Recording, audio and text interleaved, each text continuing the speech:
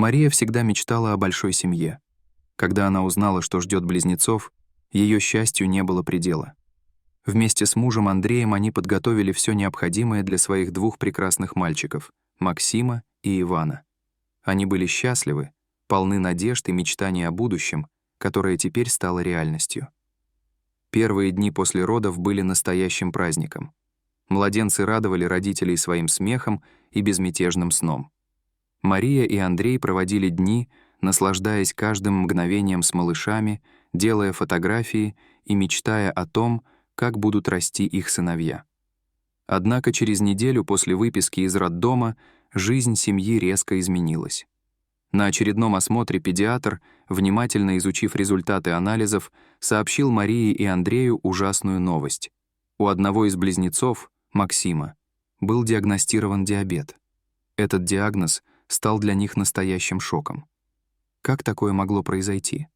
Они не могли поверить, что их маленький сын, которому всего лишь неделя, уже столкнулся с такой серьезной болезнью.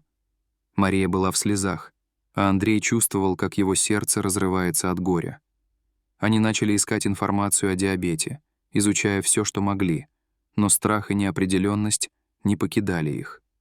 Они переживали за здоровье Максима, за то, как это повлияет на его жизнь и как они смогут справиться с этим заболеванием. Тем не менее, после нескольких дней подавленности и страха Мария и Андрей поняли, что не могут сдаваться. Они решили, что должны быть сильными ради своих детей. Вместе они начали изучать, как управлять диабетом, общались с врачами и другими родителями, которые сталкивались с подобными проблемами. Они узнали, что с правильным уходом и вниманием Максим сможет вести полноценную жизнь. С каждым днем они становились все более уверенными в своих силах. Они адаптировали свой распорядок, чтобы включить регулярные проверки уровня сахара в крови и здоровое питание. Несмотря на трудности, Мария и Андрей старались создать для своих сыновей атмосферу любви и поддержки, чтобы они всегда чувствовали себя в безопасности. С течением времени семья научилась справляться с диабетом Максима. Они поняли, что хотя болезнь и требует дополнительных усилий, это не определяет их сына.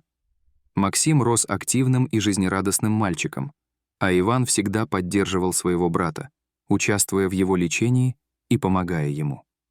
Мария и Андрей осознали, что их любовь и поддержка могут преодолеть любые трудности. Они стали более сплоченной семьей, научились ценить каждое мгновение и не терять надежды, даже когда жизнь ставила перед ними испытания. С каждым днем их любовь к детям только крепла, и они были готовы делать все возможное, чтобы сделать жизнь Максима и Ивана яркой и счастливой, несмотря на все преграды. Дорогие зрители, что вы думаете об этой истории? Поделитесь своими мыслями в комментариях. А если вам понравилось это видео, то ставьте лайк и подписывайтесь на наш канал. До свидания.